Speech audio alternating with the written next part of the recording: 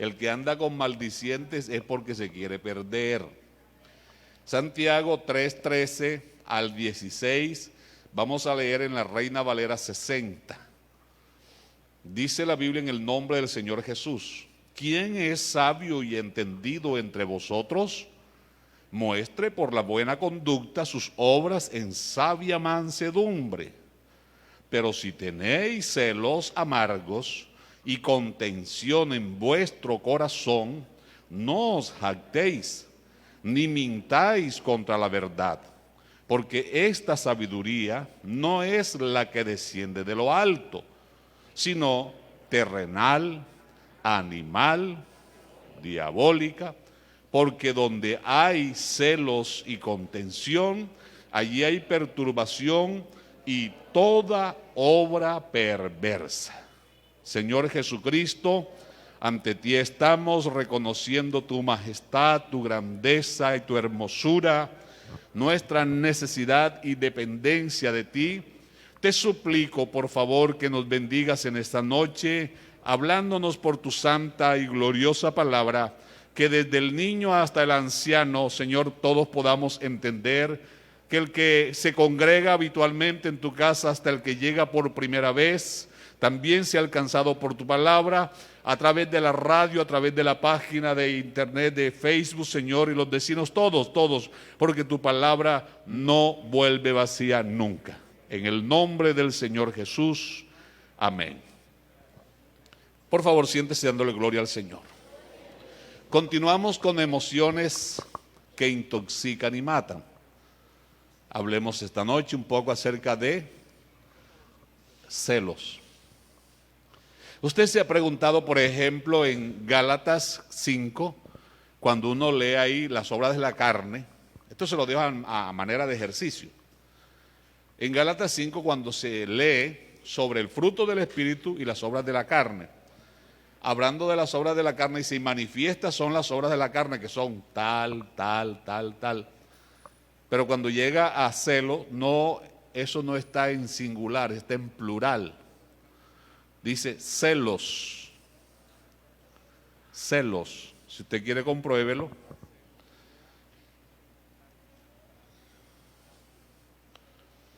Gálatas 5, 19, 20 y 21. En el 20 dice: idolatría, hechicería, hostilidad, peleas, celos. La NTV dice: arrebatos de furia, ambición egoísta, discordia y divisiones. Vamos a hablar acerca de celos. ¿Por qué se refieren los escritores sagrados en forma plural a esta emoción negativa, destructiva, dañina, pecaminosa de la carne? ¿Por qué no dice, por ejemplo, ira? No dice odio, sino celos. Tanto en Santiago como en Gálatas se refiere de la misma forma. Eso debido a que los celos tienen distintos sabores y colores, y cada uno de ellos tiene su motivación. Oye, pero al estar en la lista de las obras de la carne, a la filosofía humana le llama eso emociones tóxicas o problemas de carácter, pero la Biblia eso le llama pecado, porque ahí mismo en Gálatas dice: por tanto digo que los que practican tales cosas se quedan por fuera del reino de los cielos. Y lo que saca a uno del reino de los cielos es el pecado. ¿Vamos bien hasta ahí, hermano? Ahora, los celos están presentes en toda la naturaleza humana y también hasta en ciertos animales. Hay animales que son celosos con sus dueños. Hay perros que no permiten que se le acerquen al dueño, ¿verdad? Y hasta gallos. Hay gallos que son bravos, pavos, celosos, ¿verdad? Entonces eso está en la naturaleza, pero hablando del género humano, de la naturaleza humana, está presente en todos. Y el problema, al igual que la ira, no es tener celos, el problema es permitir que los celos nos manejen a nosotros. Porque ahora tenemos una nueva naturaleza y es para que la nueva naturaleza, regida por la ley del Espíritu, gobierne sobre los deseos de la carne. Amén. Y de esa manera entonces podremos andar agradablemente delante de Dios. En la Biblia hay algo que se llama el celo por la casa de Dios. Eso es distinto, eso tiene que ver con cuidar las cosas de Dios, con ser responsable con lo que me han encomendado. Pero cuando ya ese celo comienza a causar daño, se está saliendo de curso. Amén, porque el celo en el sentido natural es para cuidar, para valorar, para ser responsable sin llegar a dañar a nadie. Por ejemplo, Dios a sí mismo se presenta como Dios fuerte y celoso. Y Él nos cela a nosotros como sus hijos, pero no se mete en nuestras decisiones.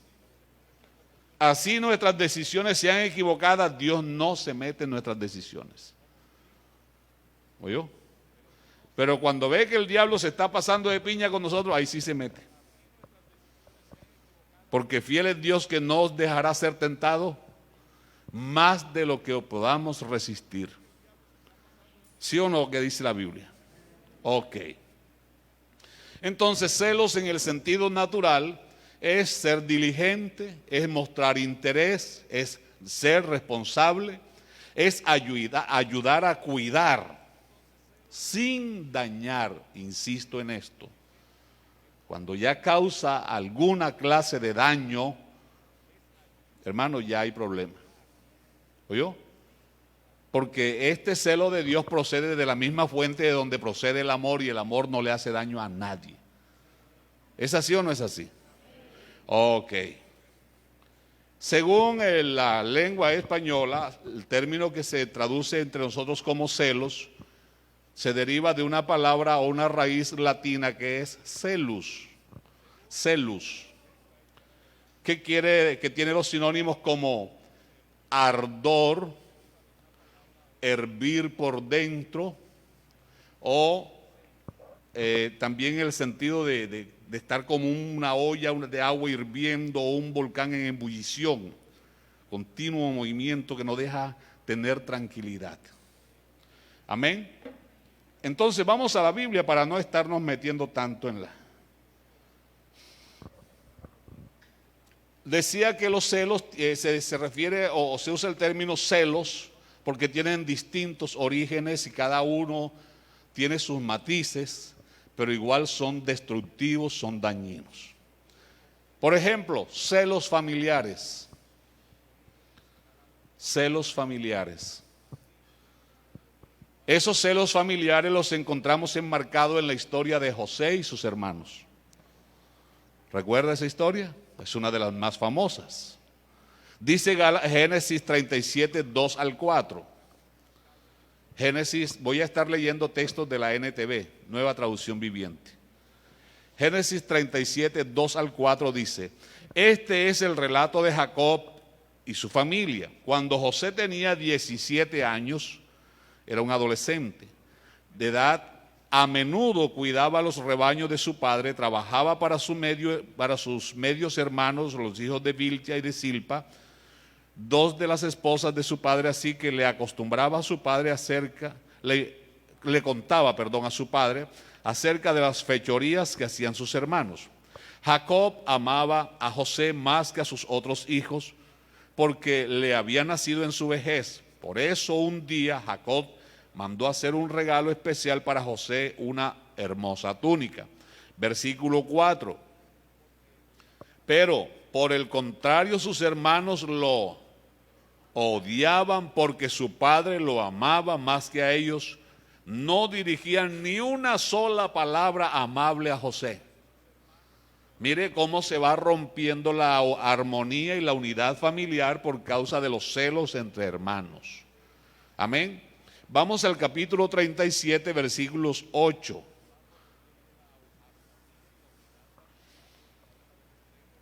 Génesis 37, 8. Sus hermanos respondieron: ¿así que crees que serás nuestro rey? ¿No es verdad? ¿De veras piensas que reinarás sobre nosotros?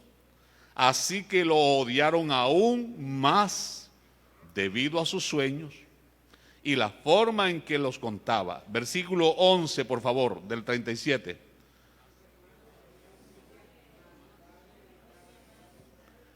Reina Valera y tradujo envidia. NTV dice: sin embargo, mientras los hermanos de José tenían celos de él, ¿cierto?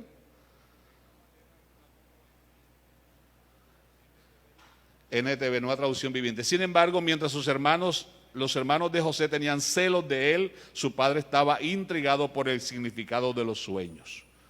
¿Qué causó todo el problema? Que José era el bordón, era el pechiche de papá. Lo tuvo en la vejez. Era el que le sacaba las canitas al viejo, el que le quitaba la sandalia, el que le lavaba los pies, el que le traía el tinto, el que estaba pendiente, el que se comía la última cucharita de arroz que el papá le dejaba siempre. Amén. Pero José también tenía una inclinación a las cosas espirituales, razón por la cual Dios comenzó a manifestarle unos planes a través de los sueños. Y José tenía una buena relación con su padre y le contó a sus padres los sueños, pero eso no le cayó bien a sus hermanos. Peor aún cuando el papá le hizo una túnica de colores que significaba o daba a entender que era un príncipe.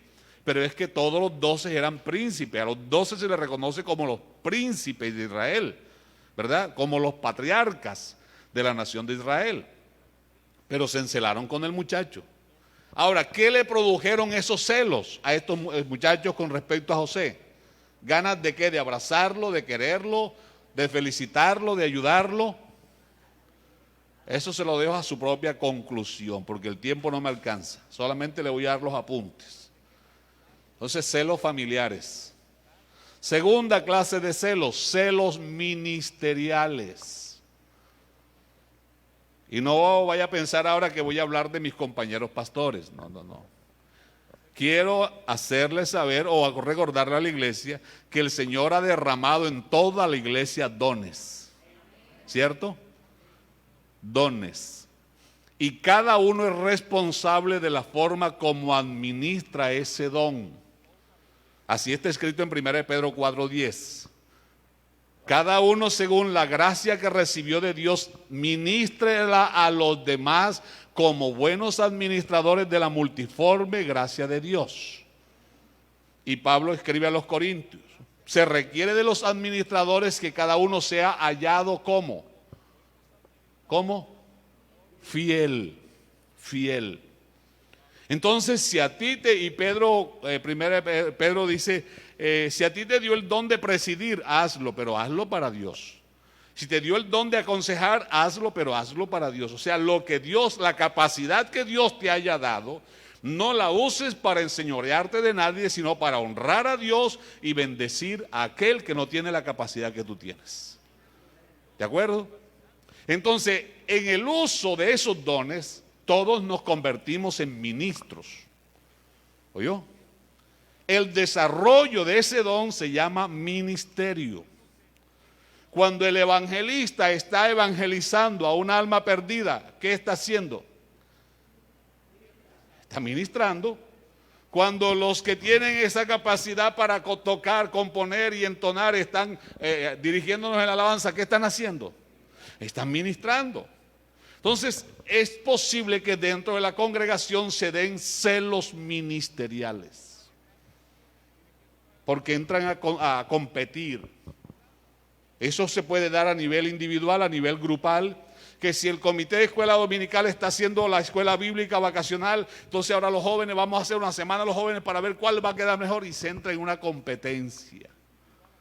Y le advierto, creo que esta pandemia Dios la permitió porque la iglesia a nivel general había caído en esa costumbre. Era programa tras programa y el que mejor quedara, y a quien invitamos y a quien traemos, y así eran los eventos. Y resulta que el dueño de la iglesia poca o ninguna atención estaba recibiendo. Vamos a la Biblia, Génesis capítulo 4. Hay dos ministros. delante del mismo Dios. Los dos, cada uno desde su punto de vista, está ministrando. Pero uno fue aceptado, Génesis 4, del 2 al 8.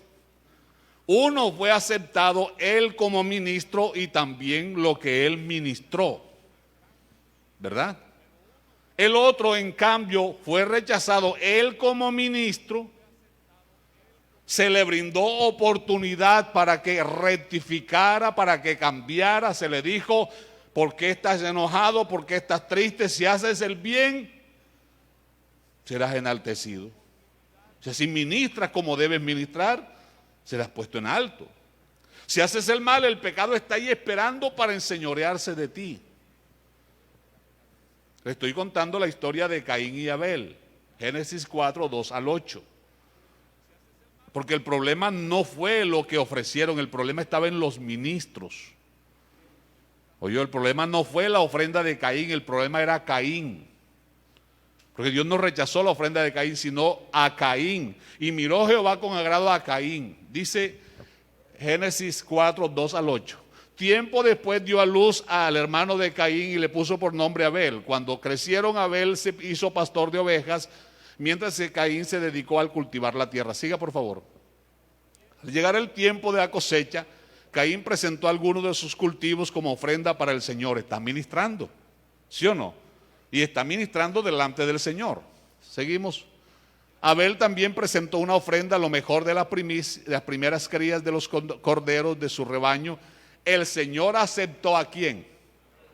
Al ministro Abel. Y por ende lo que Abel le presentó. Siga. Pero no aceptó al ministro Caín. Entonces no es el don el que te va a poner por encima de los demás, es la forma como tú uses lo que Dios te ha dado. Amén. Ni a su ofrenda. Esto hizo que Caín se pusiera como, se enojara, y se enojara mucho, y se veía decaído. Es que se le nota, se da cuenta, celos por la administración, celos entre ministros. ¿Por qué estás tan enojado?, preguntó el Señor a Caín. ¿Por qué te ves tan decaído? Es que se nota. Serás aceptado. Veas que le dice Dios, le dice hasta cómo hacer para ser aceptado. Serás aceptado si haces lo correcto, pero si te niegas a hacer lo correcto, o sea que sabía hacer lo correcto, entonces ten cuidado. El pecado está a la puerta, al acecho y ansioso por controlarte, pero tú debes dominarlo a él y ser su amo. ¿Se da cuenta? Entonces no es tanto que el diablo, que el diablo no. 8, por favor. Cierto día Caín dijo a su hermano: salgamos al campo. Mientras estaba en el campo, ¿por qué llegó Caín a ese acto? ¿Qué lo llevó a eso? Le pongo otro ejemplo de celos ministeriales. Números capítulo 12, versículo 1 y 2. No se los voy a leer todo porque el tiempo no alcanza. Usted anote. Moisés es el ministro, pero también a Aarón y a María Dios llamó para que ministraran. Aarón era ministro en el sacerdocio, María era quien ministraba en la alabanza. Pero ¿qué pasó? Que Moisés se enamoró de una morena y se casó con una morena, y el problema de la morena fue el detonante. ¿Sí lo han leído? Reina Valera dice que María y Aarón hablaron contra Moisés a causa de la mujer cusita. No mujer cosita, no es una cosita, es cusita, porque era procedente de la tierra de Cus. Y la tierra de Cus actualmente usted la puede localizar en África. ¿Oyó? Cus. Hay otras versiones que dicen a causa de la mujer negra. Entonces se pusieron bravos contra la negra que Moisés eligió para la esposa, y se metieron contra la negra del hombre y la vieron negra.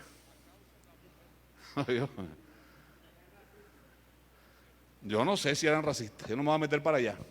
El hecho es que se sintieron celos y dijeron: ¿acaso Dios ha hablado solamente por Moisés? ¿No ha hablado también por boca de Moisés y mío? Ya, celos ministeriales. Entonces, donde Dios le dice lo que veíamos el domingo: cuando haya profeta entre ustedes, les hablaré por sueños, por visiones, pero no así a mi siervo Moisés. A él le hablaré cara a cara. ¿Oyó? Esas mismas palabras del versículo 2, de número 12, las repite otros personajes que después también se levantan por celos ministeriales. Y entonces, para resumirle aquí, número 12, 8 al 12, dice la Biblia que Dios le hizo brotar en la piel de María una lepra, en señal de rechazo a su actitud, por su irreverencia. Hermano, puede que Dios te haya dado el don que te haya dado, pero no menosprecies, ni insultes, ni te metas con otro, porque ese otro también es siervo de Dios igual que tú. Amén. La hermana Mayo se fue de lengua y la sin hueso la metió en lío y entonces le brotó una lepra. Y viene Moisés, Aarón, y le dice: ay, Señor, perdóneme que pecamos contra usted, ore ahora por ella para que no muera como los demás que están pudriéndose en vida. Y viene Moisés y ora al Señor, pero el Señor le dice: no, ella tiene que aprender. 7 días con lepra y al 8º día que el sacerdote, que era Aarón, la examine, si la he perdonado o no. Y esos 7 días el pueblo no pudo dar un solo paso. Quiere decir que estos celos detienen la obra de Dios. Y estos celos eran peor porque eran entre familias que ministraban al mismo Dios. Amén, hermanos. Tercer ejemplo de celos ministeriales, número 16 del 1 al 3.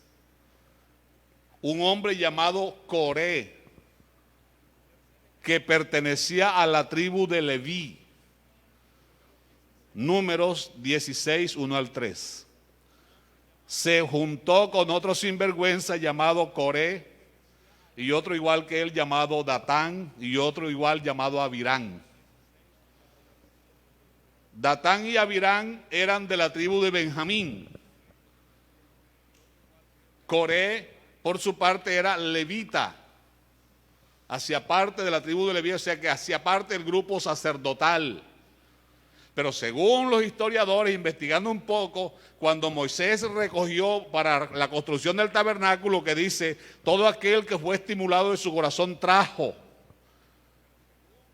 indicando que no todos dieron. Según los historiadores del pueblo de Israel, Coré fue uno de los que no dio ni un peso, pero eso lo convirtió en uno de los más ricos que habían en los tiempos de Moisés. Es como tenía platica, se levantó y se consiguió, dice que hombres de influencia, 250 hombres, figúrese, contra Moisés solo. ¿Y qué dijeron? Lo mismo que dijo ese espíritu inmundo por boca de María y Aarón. ¿Acaso Dios ha hablado únicamente por boca de Moisés? ¿No nos ha escogido también a nosotros? Celos ministeriales.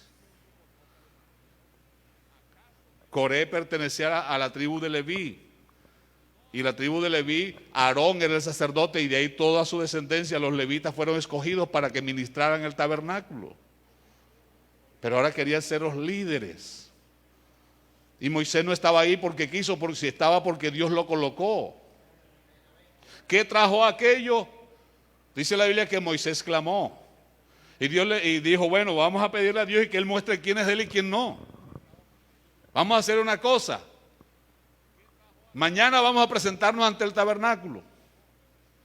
Y si estos hombres mueren de la manera normal que los demás mueren, o sea, muerte natural, quiere decir que Dios no me ha escogido a mí y que ellos tienen la razón.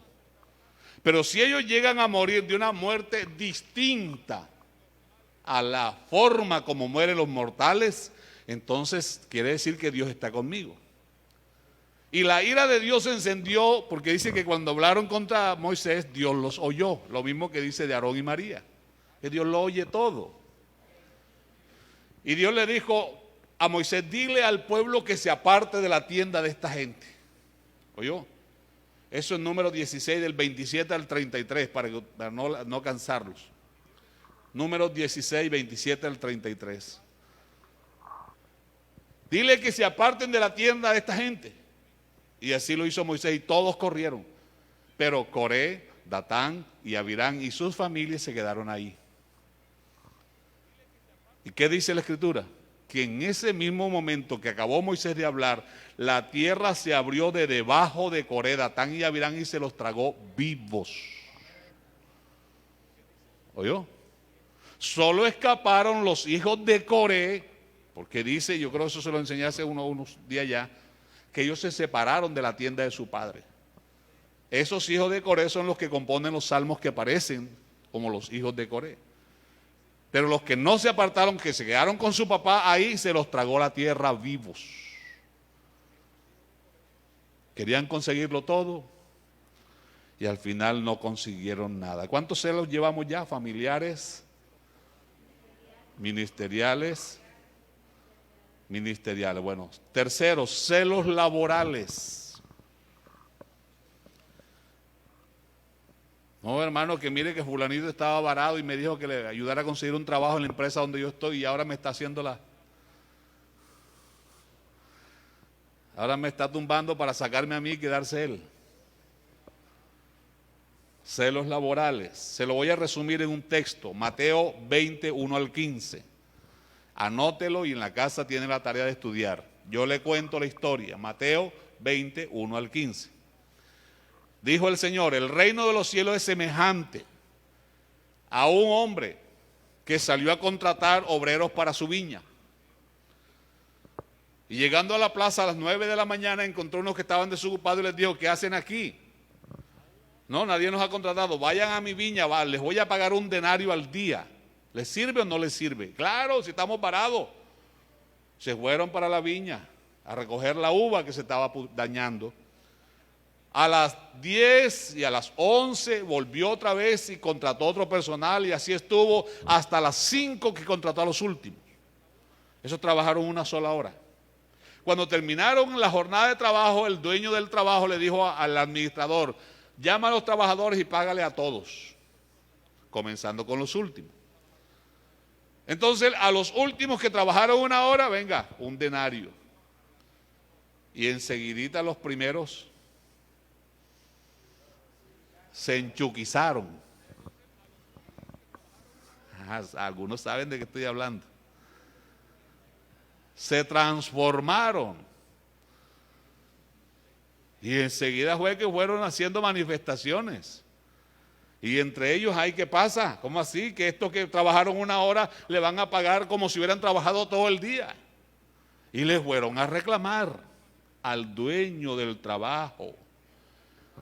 Versículo 15, por favor, vamos a leerlo. La NTV dice,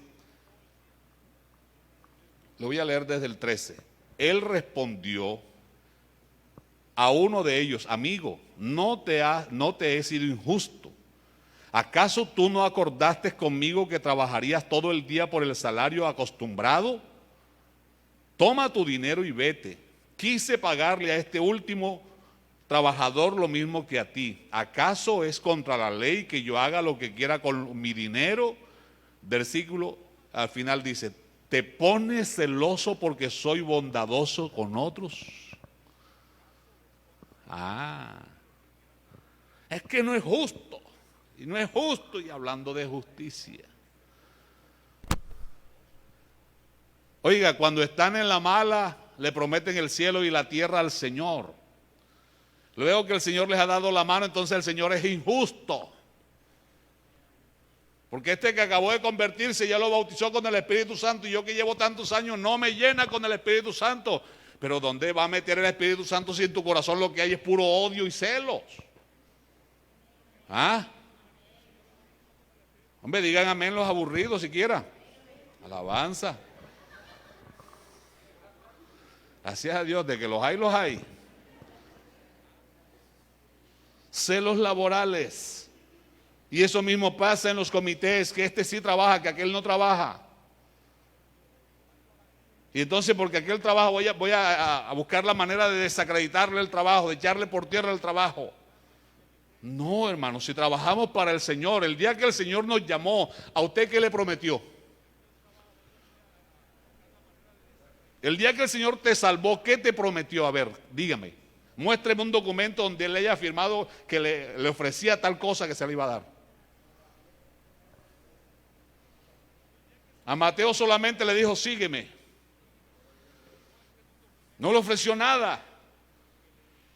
Ya con que me haya salvado es suficiente. Pero a veces nos creemos entonces a reclamarlo y a enojarnos y a formar mal ambiente en la iglesia.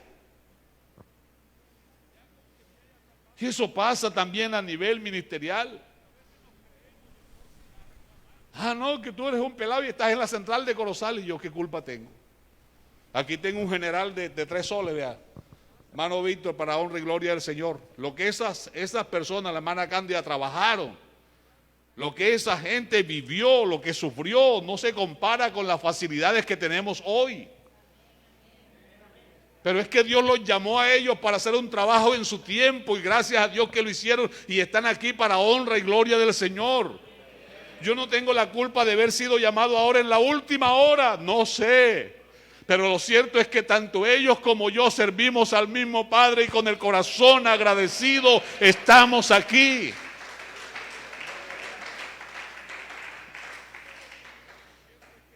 ¿Van cuántas? 4. 3. Cuarto, celos de poder. Hay gente que son adictos al poder. Y por eso en la política se hacen reelegir y en ciertos cargos se hacen reelegir. Y es que, hermano, cuando se acostumbran al poder, el poder es tan adictivo como cualquier otra cosa. Y eso se refiere a todo. Por ejemplo, usted tiene una bicicleta. A mí me gusta caminar rápido. Y si voy en una bicicleta, voy rápido. Y no tengo moto porque soy adicto a la adrenalina de la velocidad. ¿Oyó? Imagínese usted este loco en un carro nuevo. No, mano. No. Yo creo por eso es que Dios no me ha regalado carro. Dios me ama tanto. Mire, hermano, cuando te han subido en avión, ¿verdad? Cuando el avión va a despegar, que sobrepasa los 400 kilómetros, oiga, eso, mejor dicho, a mí el pelo se me pone así lisito. Pero me entra una emoción de pie a cabeza que yo no siento hambre, ni cansancio, ni sueño, ni nada. Y eso sí es elegante. Se me dispara la adrenalina. Igual cuando el avión va a aterrizar. Hermano, y le trabajo lo que sea sin cansancio, sin hambre, sin nada. Totalmente drogado, la adrenalina se me dispara. ¿Yo qué culpa tengo? Entonces, eso crea adicción. Por eso los que compiten en las pistas, por eso los que van en las motos esas, porque son adictos a ese poder, sienten el poder de la velocidad. Estos que manejan eso, hay unos que tienen una serie de gamer, creo que se llaman, ¿verdad? Porque ese computador tiene que volar y el celular y todo eso lo hace rapidito, son adictos. Bueno, también el pueblo de Dios es gente adicta al poder. ¿Oyó? Primero de Samuel 18, 6 al 12. Apareció un hombre que nadie conocía. Primero de Samuel 18, 6 al 12. Venció al enemigo y regresaron tranquilos a casa. Cuando iban entrando a Jerusalén, las mujeres tenían un coro formado. Y era el coro de Dorca de Jerusalén. Y habían ensayado y iban a cantar, y cuando vieron que venía el rey con el ejército comenzaron a cantar: Saúl hirió a sus 1000 y David a sus 10,000. Ese fue lo que ensayaron y lo que cantaron. ¿Qué pasó con eso, hermano? Se enchuquizó Saúl. ¿Oyó? Cuando el ejército de Israel regresaba triunfante después que David mató al filisteo, mujeres de toda la ciudad de Israel salieron para recibir al rey Saúl, cantaron y danzaron de alegría con panderetas y címbalos. Este era su canto. Saúl mató a sus 1000 y David a sus 10,000. Esto hizo que Saúl se enojara mucho. Repito, estoy leyendo la NTV. ¿Qué es esto? Dijo, le dan crédito a David por 10,000 y a mí solo por 1000. Pero ¿y cómo lo encontró David a él? Mire que las rodillas le pegaban una con la otra. ¿No dice la Biblia eso? Y cuando David quiso enfrentar al filisteo, le dijo: no, tú no puedes. Y ahora quiere reclamar los títulos. Hombre, busque juicio. Dice, le dan crédito a David por 10,000 y a mí solo por 1,000, solo falta que le hagan su rey. El miedo que tenía era perder el poder. Desde ese momento Saúl miró a David ¿con qué? Recelo. Ni siquiera celo. Recelo. Y eso es acuñado con lo que sigue diciendo. ¿Qué es lo que quiere dar a entender cuando habla de recelo? Al día siguiente, un espíritu atormentador de parte de Dios abrumó a Saúl. Recelo abre puertas a los demonios. Y el proceder de Saúl y comenzó a desvariar como un loco en su casa. David tocaba el arpa como lo hacía cada día, pero Saúl tenía una lanza en la mano y de repente se la arrojó a David. ¿Te das cuenta? Este no era celoso, este era receloso. Tratando de clavarlo en la pared, pero David lo esquivó 2 veces. Después Saúl tenía miedo de David porque el Señor estaba con David. Celoso, bravucón, nada. Después anda con miedo, porque eso es lo que era, miedoso. Para aportarle un poquito aquí, oiga, ya son las 8 casi. 7, ya nos pasamos las 7:30. Y falta la mitad. Mire, Saúl era de la tribu de Benjamín. Y el símbolo de la tribu de Benjamín son el lobo. Y resulta que los científicos han descubierto que el lobo es bravo cuando está en tierra. Pero agárrelo por aquí, levántelo 1 centímetros del suelo para que vea que se orina solo. Cobarde cuando no tiene las patas sobre la tierra. ¿Cómo estaba Saulito delante de la altura de Goliat? Asustado. David, el símbolo de la tribu de Judá, es león.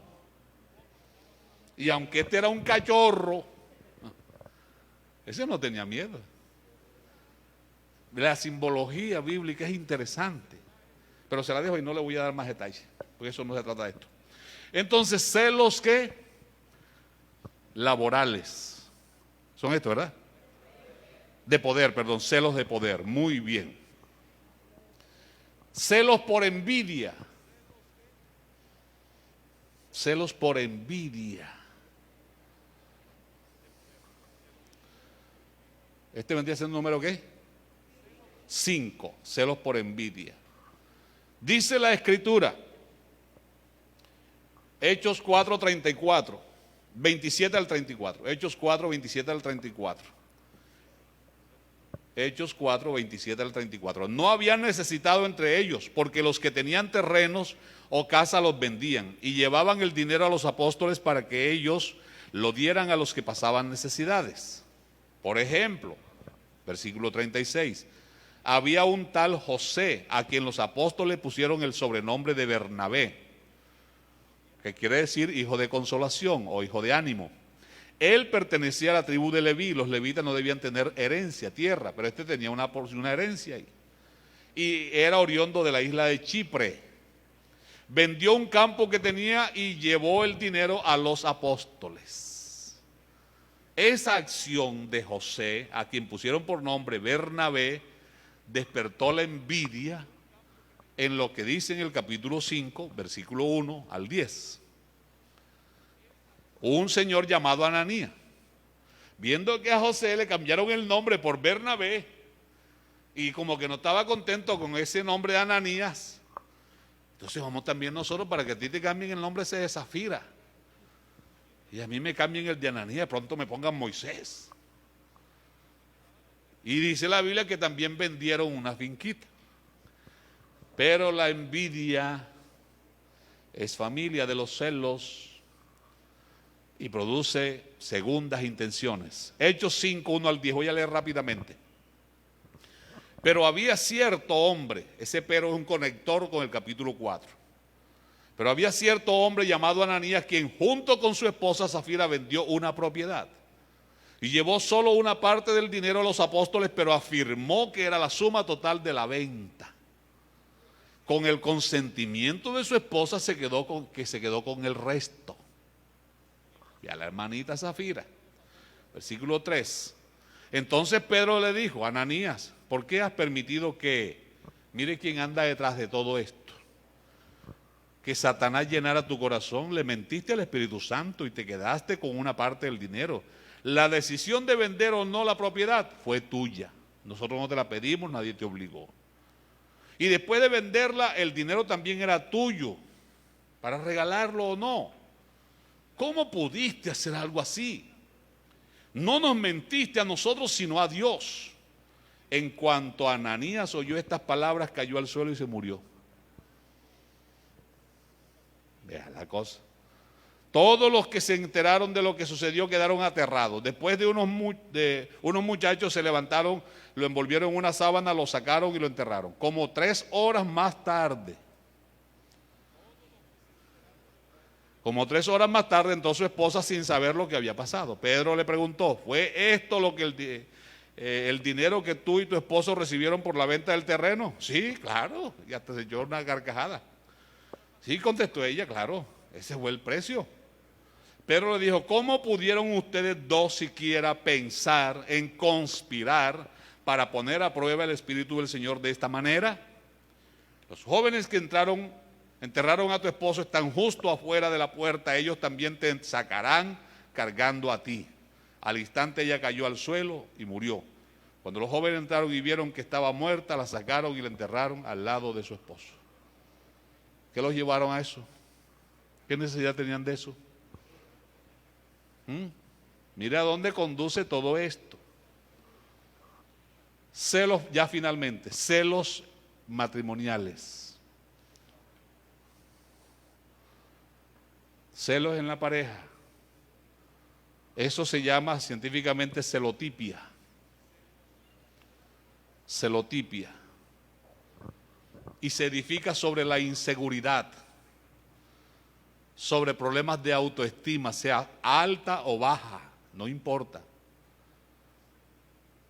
Sobre la desconfianza y también sobre el deseo de controlar, la celotipia, esposo, esposa, esposa, esposo. Algunos dicen: el que no cela no quiere, pero la Biblia dice: el que cela es porque no quiere. ¿Oyó? Porque el verdadero amor echa fuera el temor. Y el celoso no confía porque teme que va a perder a la otra persona. Entonces, estos celos entre parejas tienen su base en la desconfianza, la inseguridad, la complejo de superioridad o de inferioridad. ¿Oyó? El amor, sin embargo, tiene su base en la confianza. Por lo tanto, celar no es derivado del amor. El amor es un principio y es un valor, pero también es una decisión voluntaria. Una mujer, por ejemplo, que vive con un hombre celoso, se casó con él porque la obligaron o porque quiso. Ella voluntariamente lo eligió para que fuera su esposo, pero ahora le salió así. Ya esa decisión debería darle a ese hombre razones para valorar a esa mujer, que entre todos los demás lo haya elegido a él. Lo mismo aplica a lo contrario. Amén, hermanos. ¿Por qué le digo que tiene que ver con complejo? Por ejemplo, si el hombre tiene complejo de inferioridad y ve a su esposa que está estudiando, que se superó y que alcanzó un grado de profesional y él de pronto no pudo, ya se va a sentir celoso de ella, porque claro, es que ella me menosprecia porque yo no sé, yo sé menos que ella. O ella está trabajando en una empresa y está hablando con el gerente o alguna cosa, ya se siente celoso porque ya es que como yo no soy nadie, entonces celo por inferioridad. Celo por superioridad cuando quiere controlarlo todo, cuando no ve a la otra persona como un ser, sino como un objeto. ¿Qué hace? ¿Qué come? ¿De dónde viene? ¿Para dónde va? Hermano, hasta con el espejo la cela. A ver, los celosos dicen gloria a Dios. No hay ni uno, gracias a Dios, que esas infelices no están aquí.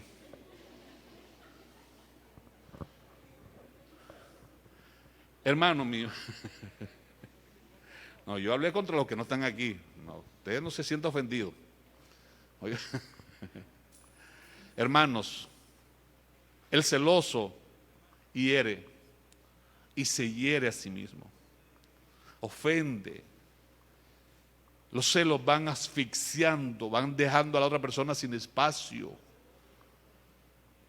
Le van haciendo la vida infeliz. Y quien es celoso también es infeliz. Ahora, si usted leyese el libro de Números en el capítulo 5, se lo voy a dejar de tarea, ahí habla que cuando un hombre se vuelve celoso contra la esposa porque sospecha que ella le fue infiel, y dice, sea o no sea, si viniere sobre él espíritu de celo, libro de Números capítulo 5 versículo 14. Entonces mire cómo a lo largo de todo este recorrido, hermano, ¿sabe quién ha estado detrás de todo este andamiaje de los celos de los distintos colores y en las distintas áreas? ¿Quién indujo a Caín a matar a Abel? Juan dice que lo mató porque sus obras eran malas. Caín era del maligno. Y el Señor se lo dijo, si haces el bien, serás libre, pero si haces el mal, el pecado está esperando para dominarte. ¿Quién impulsó a Saúl a querer quitarle la vida a David, quien lo había librado de la derrota? Un espíritu inmundo. ¿Quién inspiró a los hermanitos de José a hacerle el favorcito que le hicieron? ¿Quién inspiró a Mayo y a Aarón contra Moisés? ¿Quién inspiró a Coré, Datán y Abirán contra Moisés? Y te puedo hablar de muchos más. ¿Quién colocó levantó contra Daniel a los que lo hicieron echar en el foso de los leones? ¿No eran celos? ¿Quién fue el que inspiró y llenó el corazón de Ananías? ¿No lo ha leído en la Biblia? Pedro se lo reclamó y le preguntó, ¿por qué permitiste que fulano llenara tu corazón? O sea, los celos fuera del temor de Dios son dañinos, destructivos, destruyen hogares, destruyen vida, destruyen ministerio, causan daño en la comunión en la iglesia, son diabólicos. Y no me estoy saliendo del orden bíblico, el texto que leímos de base en Santiago dice, ¿quién es sabio? Muestre por sus buenas obras. Pero estos celos, si hay contenciones, si hay peleas, si hay problemas, esta sabiduría es terrenal, animal y diabólica. ¿O no lo dice así? ¿Qué hacer entonces? Permítame, le regalo aquí unos puntos porque sería injusto haberle dicho todo esto y no decirle qué hacer. Si usted está siendo víctima o si es victimario. ¿Oyó? Lo primero que tiene que hacer el celoso o la celosa es humildemente reconozca que eso es pecado. Está en la lista de las obras de la carne y dice claramente que los que practican tales cosas no heredan el reino de los cielos. ¿O no lo dice en Gálatas? Entonces reconozca que eso es pecado y déjese de estar justificando, es que yo soy así. Es que yo la celo porque la quiero. Si tú la quieres, no la maltratas, no le haces daño. No es que yo lo celo porque lo quiero, eso no es querer. Entonces reconozca que es pecado. Amén.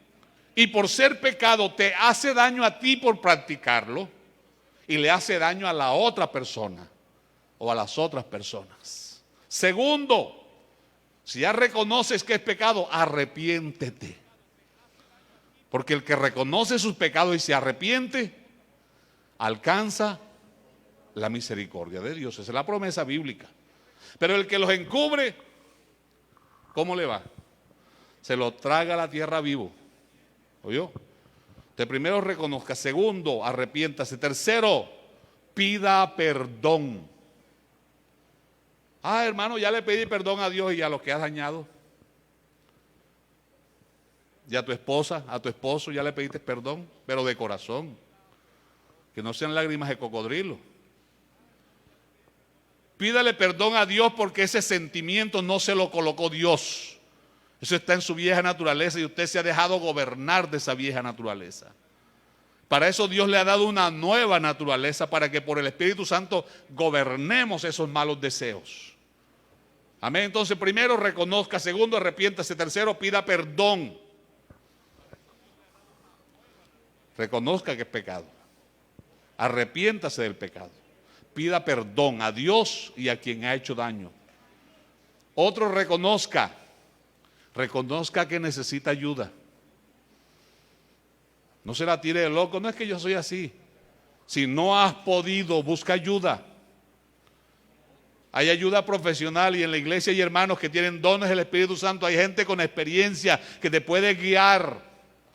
Hay gente que ha salido adelante que te puede orientar cómo vencer eso. ¿O no? Se reconoce que que necesitas ayuda. El mismo Señor dijo, separados de mí. Ok.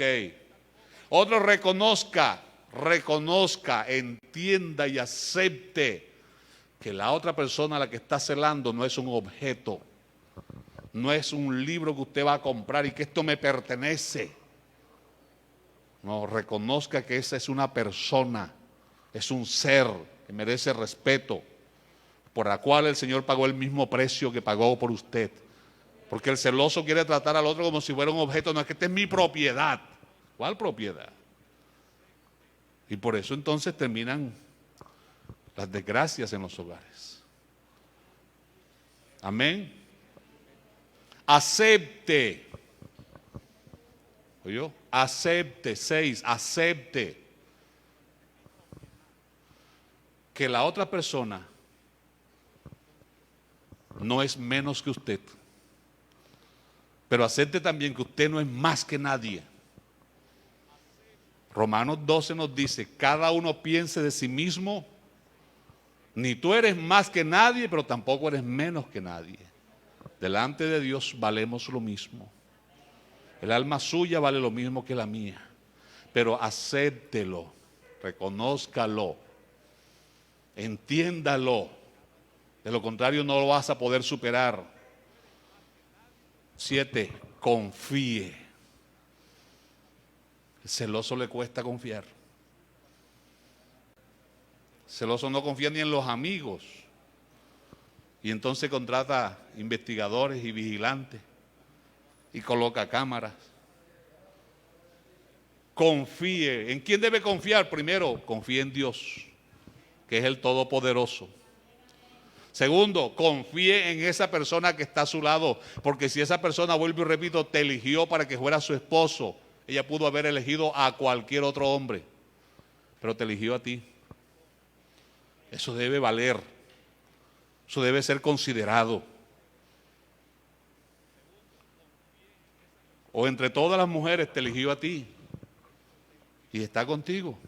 Valora eso. Confía.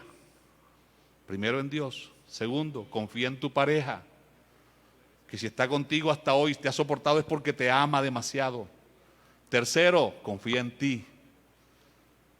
Ay, hermano, pero es que yo sé que no voy a poder. Confía. Es que no eres tú, es Dios en ti. ¿Cómo debo hacer entonces? Cada día toma la cruz. Y en esa cruz crucifica al celoso, a la celosa. Ya lo hice hoy, gloria a Dios, vuelve a hacerlo mañana y pasado mañana. El hecho es que ya esos celos no te gobiernen, sino que ahora Cristo viva en ti y Él produzca en ti el querer como el hacer por su buena voluntad.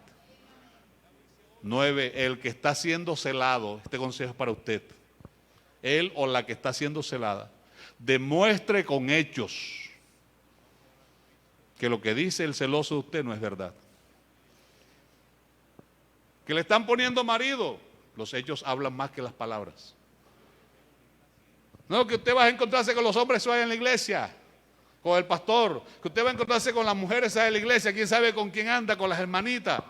Los hechos hablan más fuertes. Demuestre con hechos que usted es una persona digna de confianza. Por último, vuelve a empezar todos los días. Todos los días vuelve a empezar de rodillas, pidiendo al Señor que te ayude. Levántese, por favor. Hoy nos extendimos un poco más. Pero hermano, espero que esto no haya sido en vano. Y que los apuntes que usted ha tomado, los estudie. Y cuando usted vea a alguien que está padeciendo de esto, le ayude. Pero déjese ayudar primero usted. Yo no voy a invitar a nadie que levante la mano, ni voy a invitar a nadie al altar. Cada uno sabe quién es delante de Dios. Pero los celos destruyen la iglesia. Celos entre nosotros, que nadie se te puede acercar porque ya el otro está como el perro bravo que te quiere morder. Celan las amistades. Celos dañinos, tontos. Hay poder en el nombre del Señor Jesús. Vamos a